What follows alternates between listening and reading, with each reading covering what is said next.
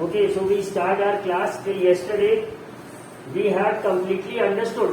हमने अच्छे से समझ लिया था कि जो भी विंड करंट्स हैं, जो हवा बहती है, जिसके कारण बारिश हो रही है, the air that is responsible for rainfall, वो आती कहां से, बनती कहां से?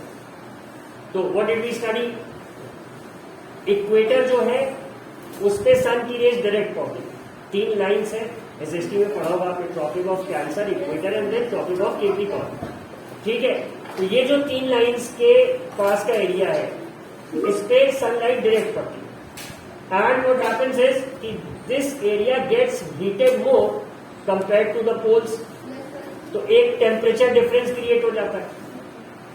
हीट के चैप्टर में लैंड ब्रीज और सी ब्रीज जब हम पढ़ रहे थे तो हमने क्या पढ़ा था कि दिन में द लैंड गेट्स हॉटर, जमीन जल्दी गर्म हो जाती है। ठीक है, तो उसके ऊपर की हवा भी गर्म होकर राइज करती है। The air above it heats up and rises. तो उसकी जगह लेने के लिए the cool air over the sea starts flowing towards the land. तो अब ये जो इक्वेटोरियल रीजन है, यहाँ की भी हवा जब ये एरिया गर्म है तो यहाँ की भी हवा गर्म होकर ऊपर राइज करेगी। ठीक है, तो इसकी जगह लेने के लिए कूल एयर आएगी। कहां से? अब now where is the cool air available? It's there in the poles.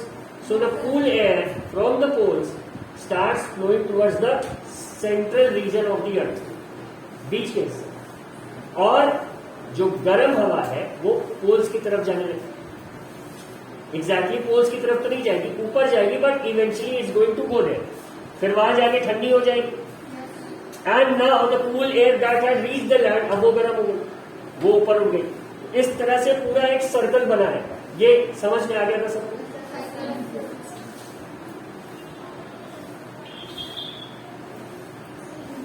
Okay, Yashmit, am I audible? Yes, sir. Yes, sir. Clear आवाज आ रही है यशमित? Yes, sir. अच्छे से समझ में आ गई बात? Sir, some bump. Yes, sir. ठीक है, now let us move forward. कल हमने जो पढ़ा था, the heading that we were studying was this one, uneven heating between the equator and the poles. यही अभी समझा रहे थे, सबको समझ में आ गया? Has everybody understood it? Good.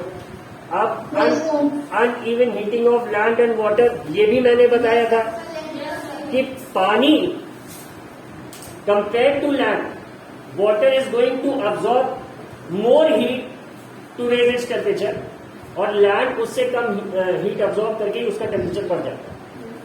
So ultimately जो एयर है, इसे हीट मिलती कहां से? It either gets it from water, उसके ऊपर हवा है, या फिर gets it from land, land के ऊपर भी हवा है। हमें पता क्या, air is a blanket of, मतलब atmosphere is a blanket of air surrounding the earth. हमारे चारों तरफ हवा है, यही हम पढ़ते हैं। ठीक है, तो वही हवा तो गर्म हो रही है, राइट? तो अनइवन हीटिंग किसकी? लैंड की।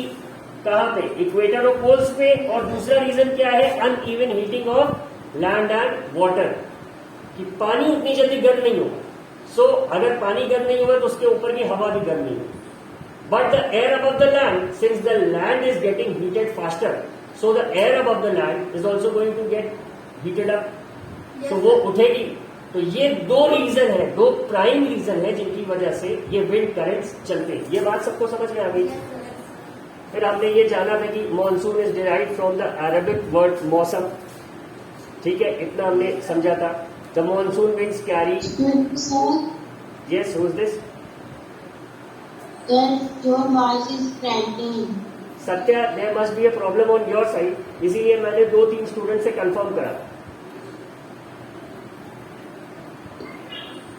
ठीक है, Satya, get your network check, या फिर अपना पोजीशन बदल लो, कमरे में ही थोड़ी किसी दूसरी जगह बैठ जाओ, maybe there is some issue with the network.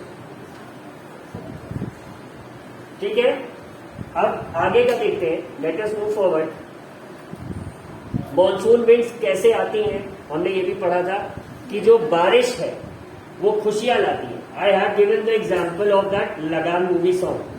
Folk songs क्या होते हैं? What are folk songs? जो किसी पर्टिकुलर लोकल एरिया में लोग अपनी भाषा में गाना गाते हैं, वो फोक सॉन्ग्स होते हैं। ठीक है, अगर आपने देखा हो तो जब हमारे यहाँ शादियां होती हैं so the old women of our house, जैसे बुआ दादी है या दादी है, they start singing a song for every occasion. हमें समझ नहीं आता बट वो लोग गा रहे हैं. ठीक है, वो लोकल लैंग्वेज होता है. आज की ग्रो अप हमारी वोकैबुलरी बेटर हो जाती है, हम भाषा के 2-3 लहजे सीख जाते हैं. We also learn how to speak in that village language. तो फिर समझ में आने लगता है थोड़ा थोड़ा. वो फोक सॉन्ग्स क्या है, लोकल डायलेक्ट में, लोकल लैंग्वेज में वो गाते हैं and it represents the situation. इसी तरह बारिश पे भी बने हुए, लगान मूवी वाला एग्जाम्पल दिया था आपको. लेकिन हर बार तो बारिश अच्छा नहीं करती है. 2 days बैक हमने दिल्ली का एग्जाम्पल देखा, वहां पे एक्सेसिव रेनफॉल से बहुत प्रॉब्लम्स हो गई, ट्रैफिक जैम्स में लोग अटके हुए. अब ऐसा समझो कि यहाँ से अपने घर जाने में, न्यू कैंट में, it's not more than 5 kilometre from here. तुम्हें 6-7 घंटे लग जाए, उसी बस में बैठे रहो, प्रॉब्लम होगी. Is it going to cause inconvenience? तो ऐसा ही कुछ दिल्ली वाले फेस कर. अब लाइट नहीं है तो भी प्रॉब्लम होगी, या फिर वाटर लॉगिंग हो गई है, पानी भर गया है घर के आसपास, तो भी प्रॉब्लम होगी. And that is a prolong problem. क्यों? जब वाटर लॉगिंग हो जाती है तो पानी जब सूखेगा तो आसपास की मिट्टी पूरी क्या हो जाती है, गीली हो जाती है. It becomes wet. तो होता क्या है, जो कीचड़ है, the mud that is form, it becomes a breeding ground for mosquitoes. Dengue फैला हुआ है आजकल. क्यों? Because of this moisture and the mud that is gathering everywhere. जो सब इकट्ठा हो रहा है, कीचड़ जो बन रहा है, पानी इकट्ठा. जैसे डेंगू का ऐड आता है गवर्नमेंट का या टीवी पे, तो वो कहते हैं आसपास पानी ना इकट्ठा हो. Why? Because we hate this weather, maybe this moist weather, this humid weather, but it's actually the best weather for the mosquitoes. They love it, they breed and they spread diseases. तो इसीलिए कहा जाता है. तो अगर water logging हो रही तो उससे वो भी प्रॉब्लम होगी. मतलब रेनफॉल डिजीज भी ला रहा है, इनकन्वीनियंस भी ला रहा है. अभी जब रिवर गंगा में फ्लडिंग हुई थी जस्ट से 15 days बैक, तो अपने सिटी के बहुत सारे लोकेलिटीज क्या हो गए थे, वाटर लॉक्ड हो गए, पानी भर गया था लोगों के घरों. तो उन्हें डिस्प्लेस करना पड़ा था, हटाना पड़ा था वहां से. The government had to send help to the people. नाव से लोगों को ले आ रहे थे. अब सपोज उनका जो भी राशन है, खाने का सामान है, वो ग्राउंड फ्लोर पे, उसमें पानी भर गया और इतनी जल्दी भरा कि वो उसे ऊपर नहीं शिफ्ट कर पाए. Now they are out of food, खाना ही नहीं होंगे पास. कैसे होगा, कैसे सर्वाइव करेंगे? गवर्नमेंट हेल्प अगर 2 दिन नहीं आई, मतलब 2 दिन आप खाओगे पियोगे क्या? ड्रिंकिंग वाटर नहीं है. वाटर बहुत है आसपास बट ड्रिंकिंग वाटर नहीं. वो पानी तो नहीं पी सकते. तो प्रॉब्लम्स होती है. मतलब रेनफॉल ये भी प्रॉब्लम क्रिएट करता है. आगे देखते हैं इस पे. However, it is not always a happy ending. Rains often create problems. जैसे कुछ, can you list some problems? हमने इस पे बात की. ठीक है. Can you discuss the causes and solutions of the problems with your teacher and parents? अब इस पे कभी और बात होगी. ठीक है. In nature itself, there are certain situations that can sometimes create disasters and pose threat to human, animals and plant life. अब अभी इसी साल जून या जुलाई में सबको याद होगा ओडिशा में बहुत खतरनाक साइक्लोनिक स्टॉर्म आया. उसका नाम क्या था? चक्रवात तो उसको कहते हैं. It's a Hindi word. Chakravarti is not a word, but उसका हर साइक्लोन का नाम दिया जाता है. What was it? 2 cyclones had hit Odisha और एक गुजरात के साइड आया. हाँ, अरेबियन सी में. किसी को कोई नाम नहीं पता. गुजरात वाले का क्या था? ठीक है, हो गया. And what about the one around Bengal and Odisha? Raise your hand, raise your hand. No Swati, ऐसे अनम्यूट करके नहीं बोलेंगे. Anushka Singh, you have your hand raise. Do you know the answer?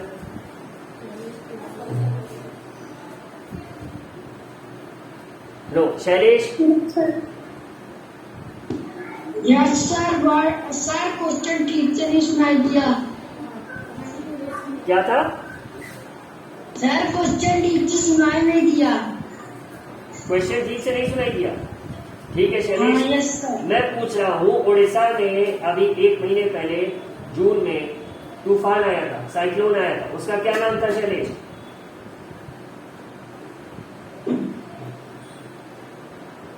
नहीं पता। Shailesh, mute yourself. शाश्वत, Sir, Yas storm. क्या था? Yas. YAAS. हाँ, यास हो गया। एक और आया था ताओते, Yaas, and what was the third one? Sir, I don't. Yashmit, Sir, Amphan. Amphan, भूल गए? सो ये क्या थे? हम लोगों ने न्यूज में सुना साइक्लोन है, and when we were watching the news तो उसमें क्या था? दिखाते कि इंडिया का मैप है और बे ऑफ बंगाल के ऊपर कुछ व्हाइट व्हाइट सा बना है, सर्कुलर फॉर्म, बादल। सब कह रहे हैं कि ये साइक्लोन है, उसी की तरफ दिखा के सब बोलते रहते ना ये साइक्लोन। और 150 किलोमीटर प्रति घंटे की 180 किलोमीटर प्रति घंटा 180 किलोमीटर पर आवर इसकी स्पीड से विंड ब्लो करेगी। कोस्टल एरियाज को खाली कराओ, इवैक्यूएट कराओ। We see very high speed winds in the videos. पेड़ उखड़ जा रहे हैं, roofs of houses flying away, ठीक है। इलेक्ट्रिसिटी पोल्स अपरूट हो जा रहे हैं, ठीक है। कैसे हो रहा है? तो ये सब क्या था? साइक्लोन था, सबने देख रखा है। Let us study about it, देखते हैं क्या है।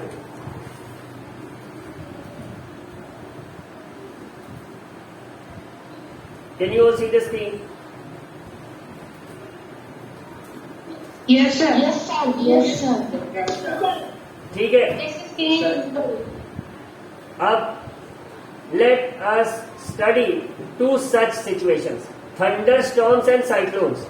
वेदर रिपोर्ट कभी कभी सुनते बोलते हैं there are chances of thunderstorms too. Thunder सबको पता है, लाइटनिंग, बिजली, जो बादल गरजता है, एंड स्टॉर्म्स तूफान, ठीक। और साइक्लोन क्या है?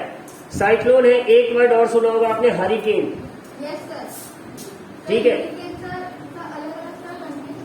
हाँ, तो हरिकेन है, साइक्लोन है, स्टॉर्म है, ये सब क्या इंटेंसिटी के हिसाब से है, सब एक तरह के तूफान।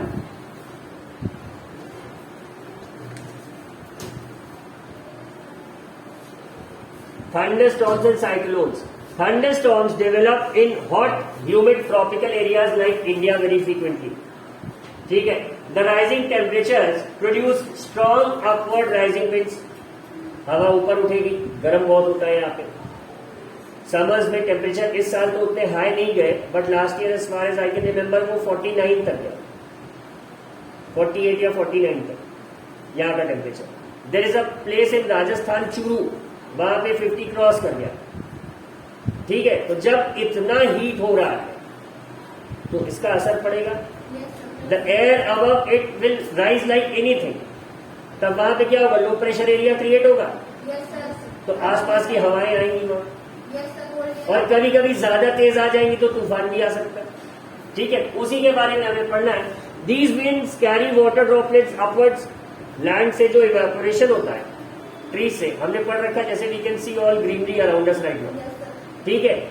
एक बायो में प्रोसेस पढ़ा होगा ट्रांसपीरेशन का, लीफ से जो इवेपोरेशन होता है, ठीक है। जैसे हमें स्वेटिंग होती है तो पेड़ भी अपने आप को ठंडा रखने के लिए कुछ करेंगे, सो वो ट्रांसपीरेशन होता है, लीफ से ही वाटर की ड्रॉपलेट्स इवेपोरेट होती है। तो अभी इतनी ह्यूमिडिटी है, ये क्यों है? Because of the presence of water in soil. मिट्टी गीली है, ये इवेपोरेट होकर हमारे इर्द गिर्द इकट्ठा है, and also water is coming out of the leaves of plants, ये भी इकट्ठा है, ठीक है। तो ये इवेपोरेशन जो है, अब अगर इसी में टेम्परेचर हाई हो जाएंगे तो ये एयर इस मॉइस्चर के साथ ऊपर जाएगी, ऊपर जाएगी तो ये मॉइस्चर उस हवा के साथ ठंडा होगा। Now when the water vapour condenses and cools down, ये वाटर ड्रॉप्स बनाएगा, तो ये कहाँ गिरेगी? वापस से नीचे आएगी। This is what causes rainfall. यही तो बारिश कराता है, पढ़ रखा है सबने। आगे देखते हैं। The Swift movement of falling water droplets along with the rising air create lightning and sound. ये जो पानी ऊपर जा रहा होगा और जब नीचे आ रहा होगा, ठीक है, तो इसी से लाइटनिंग क्रिएट होती है। It is this event that we call a thunderstorm, ठीक है।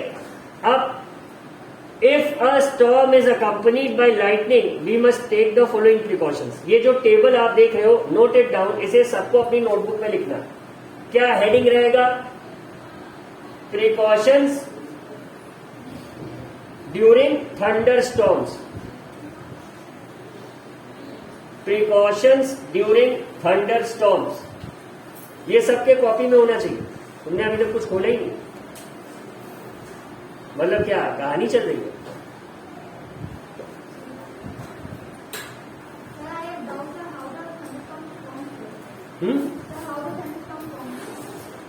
देखो इसमें बहुत सिंपली समझाया गया थंडर स्टॉर्म्स कैसे बनते।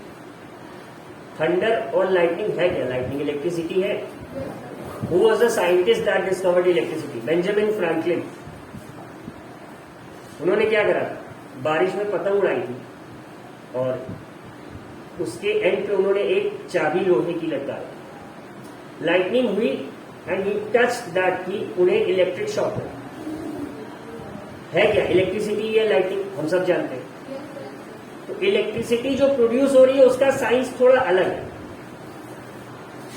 अब ऐसा समझो कि एटम्स एंड मॉलिक्यूल से सारे सब्सटेंसेस बने, ये हमने पढ़ा है, ठीक है। एटम्स किस चीज से बने? From what have the atoms been form? Atom के अंदर भी और पार्टिकल्स होते हैं। क्या क्या होते हैं? प्रोटॉन, इलेक्ट्रॉन और neutron. Proton is positively charged, electron is negatively charged. और इलेक्ट्रॉन्स के फ्लो से ही इलेक्ट्रिसिटी बनती है। अब फ्लो कोई चीज कब करती है? एक तरफ से दूसरी तरफ, when there is a difference in pressure, जैसे कि अभी हवा में पड़ रहे थे, या फिर स्लोप पे। सपोज ये एक हॉरिजॉन्टल टेबल है, इस पे हम थोड़ा सा पानी गिराएं और इस टेबल को टिल्ट करें, what is going to happen? जिधर टेबल टिल्ट होगा उधर पानी चला जाएगा। क्यों? कुछ डिफरेंस क्रिएट हो रहा है ना। इसी तरह इलेक्ट्रॉन्स भी एक जगह से दूसरी जगह कब फ्लो करेंगे?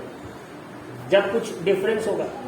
तो जब ये मॉइस्चर साथ में जाता है, विंड के साथ जाता है, तो somehow a charge difference is created between the sky and the earth. तो वो जो एक्स्ट्रा चार्ज है, वो जो एक्स्ट्रा इलेक्ट्रॉन्स वहां डेवलप हो गए। आयंस भी एक चीज होती है, वो तुम लोगों के लिए थोड़ा हाई लेवल हो जाएगा।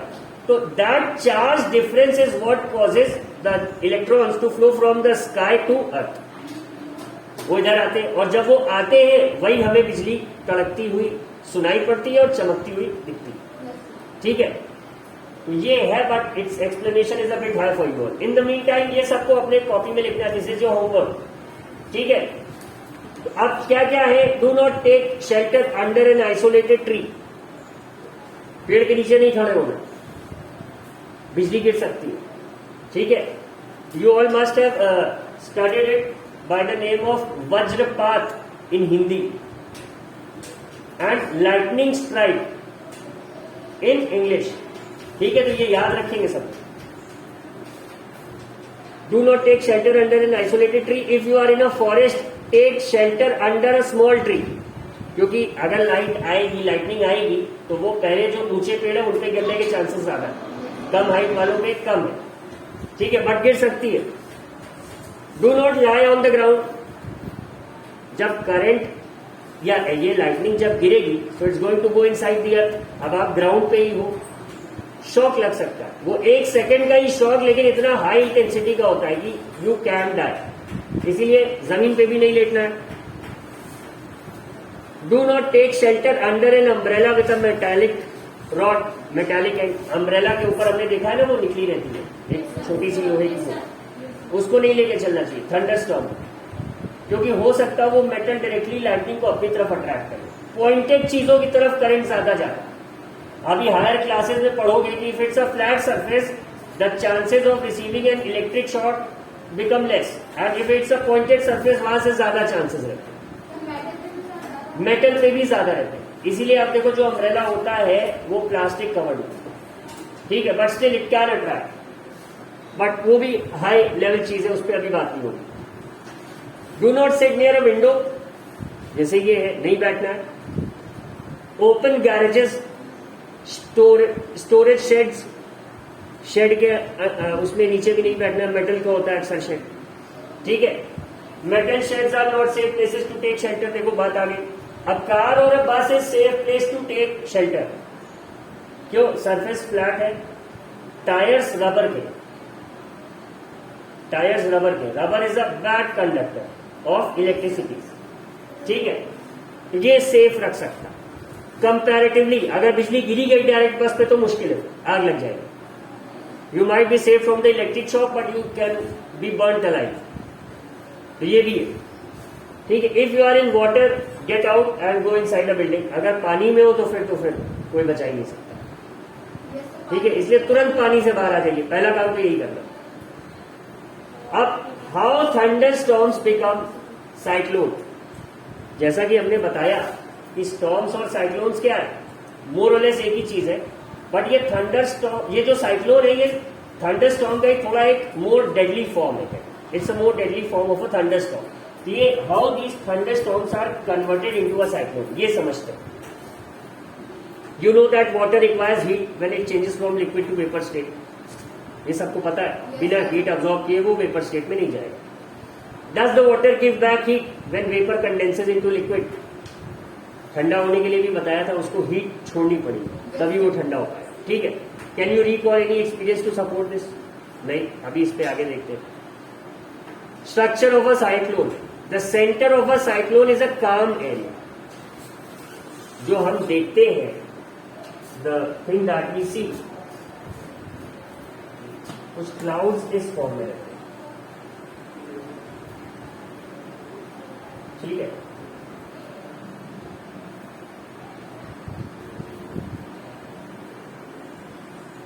और ये घूम रहा होता है गोल, ऐसा ही दिखता है न्यूज में बादल। ठीक है, तो ये जो सेंटर पॉइंट है, इट्स अ काम है। यहां बहुत हवा का स्पीड नहीं होता, बट जैसे जैसे इसके सेंटर से बाहर हम जाते हैं, speed of the wind increases. अब आगे देखते हैं। इट्स अ काम एरिया, और सेंटर को क्या कहते हैं? It is called the I of the storm. ठीक है, a large cyclone is a violently rotating mass of air in the atmosphere. अब खूब सारी हवा एक ही जगह इकट्ठा हो जाती है। पहले लो प्रेशर एरिया क्रिएट हुआ, फिर सारे डायरेक्शन से हवा आ गई वहां। अब ये जब वहां इकट्ठा हो गई और गलती से इसने घूमना चालू कर दिया। ठीक है, तो जो सेंट्रल पॉइंट है जहां लो प्रेशर एरिया था, उसी के इर्द गिर्द सारी हवा इकट्ठा है, तो वो सेंट्रल पॉइंट तो आए है, वहां कुछ नहीं होता उतना, बट ये जो उसके इर्द गिर्द की हवा ये जो घूमना चालू कर देती है। A large cyclone is a violently rotating mass of air in the atmosphere 10 to 15 kilometre high. Sea के लेवल से 15 किलोमीटर ऊपर ये सारी हरकत हो रही होती है। ठीक है, the diameter of the I varies from 10 to 30 kilometre. वो कुछ 10 किलोमीटर का एरिया होगा जहां पे लो प्रेशर एरिया क्रिएट हुआ होगा, तो आसपास की हवा आ रही है, बट वो 10-15 किलोमीटर के उस सर्किल से बाहर इकट्ठा होके चक्कर लगाना शुरू कर दिया उसने। कैसा? कुछ ऐसा। ठीक है, ये एरिया कुछ 10-15 किलोमीटर का होगा, इसीलिए चारों ओर ये हवा घूम रही है। ठीक, हाँ, रेंज कर सकता है, 5 किलोमीटर का भी हो सकता है, 2 का भी हो सकता है, बट हाँ हम देखते हैं ना, कई हजार किलोमीटर तक साइक्लोन की हवाएं आ जाती है। When the Amphan cyclone had hit us, उसका इफेक्ट हमें अपने सिटी तक महसूस हुआ था, बारिश हुई थी। अब where is Odisha and where is bay of Bengal, must be at least 1500 kilometre from here. यहाँ स्टॉर्म नहीं आया था, बट बारिश हुई, अच्छी बारिश हुई। ठीक है, द डायमीटर हमने बता दिया, वैरी करता है ये। It is a region free of clouds and has light winds. यहाँ बादल भी नहीं होते, हल्की फुल्की हवा चल रही होती है। Around this calm and clear eye there is a cloud region of about 150 kilometre in side.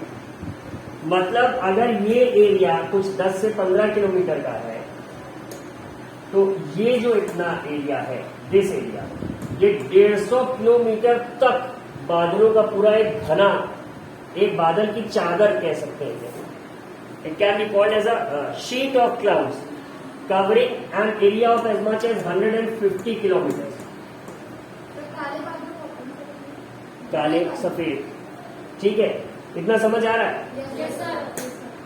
अब in this region there are high speed winds 150 kilometer per hour to 250 kilometer and thick clouds with heavy rain। इसमें बारिश भी हो रही है। Away from this region the wind speed gradually decreases। इस जो ये concentrated एरिया है, इससे बाहर आप जाते हैं तो हवा की स्पीड कंपैरेटिवली कम है। Yes ma'am, in that class. ठीक है, यहाँ से कम होने लगती, जैसे जैसे आप सेंटर से दूर जाएंगे, सेंटर में तो एकदम नहीं है, फिर उसके बाद हाई स्पीड विंड्स का जोन है, उसके बाद जैसे जैसे आप बाहर जाने लगेंगे तो घटने लगेंगे, लेकिन तब भी वहां भी अच्छी खासी हवा रहती है। ठीक है, the formation of a cyclone is a very complex process. जैसे समझो एक दिखाया गया है फिगर 8.11 में, ये दिख रहा है। Let me check if I have a video related to this.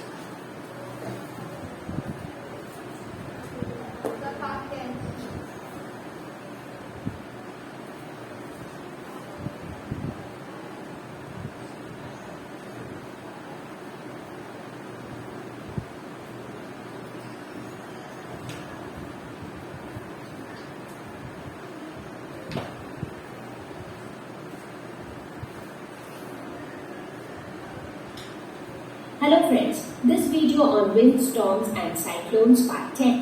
Let's understand cyclone. So it is a system of closed rotating winds around a low pressure area. So in this picture, the image which you can see in the picture, that is actually trying to depict how a cyclone looks like. So it is nothing but these are the winds.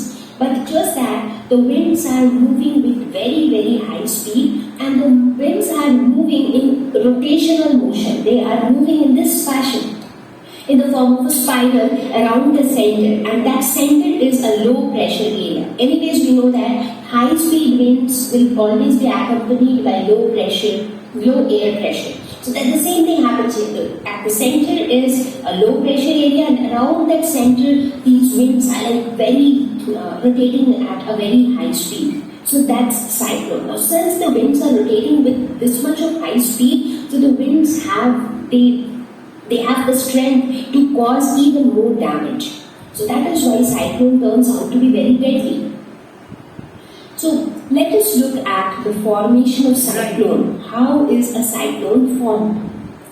So before I talk about the process of cyclone formation, let me ask you a very simple question. What are clouds? The clouds which you see on the sky, which later result in rainfall. What are clouds? Clouds are nothing but water vapor, right? Now, think of another simple concept. Now, when water changes to water vapor, what do you need to do in order to change water to water vapor?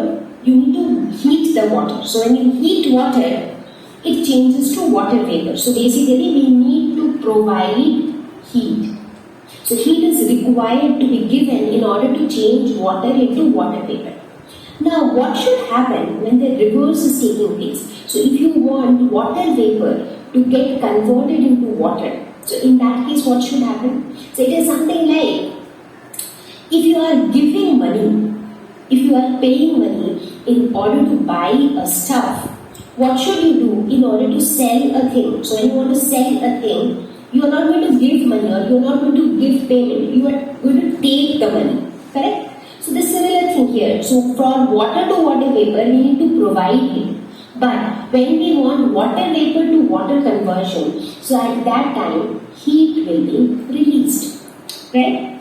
So, during cyclone also, a similar thing happens.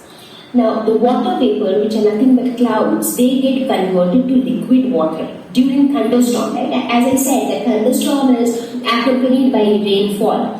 So, during rainfall, the clouds, that is the water vapor, gets converted into liquid water. So, as per our simple concept, that during this conversion, what should happen? Heat should be released, and that also happens here. So, in nature also heat is released. So, where is this heat released? So, this heat is released in the atmosphere.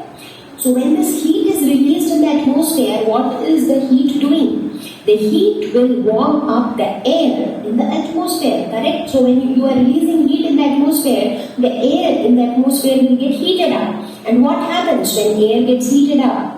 So, the air gets heated up. And when the air heats up, it expands. It becomes lighter, and therefore the warm air will start rising up. So, the air is warmed up, and that warm air rises up. इसको यहीं पे रोकेंगे, the time is over. Wait for the next teacher to come. We'll continue it from here tomorrow. ठीक है? और एक homework है आपका. You have to write down those precautions that you should take during a thunderstorm.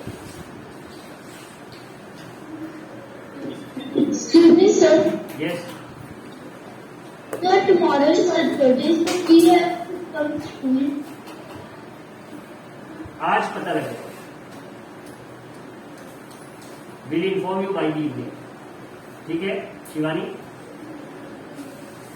Okay, sir.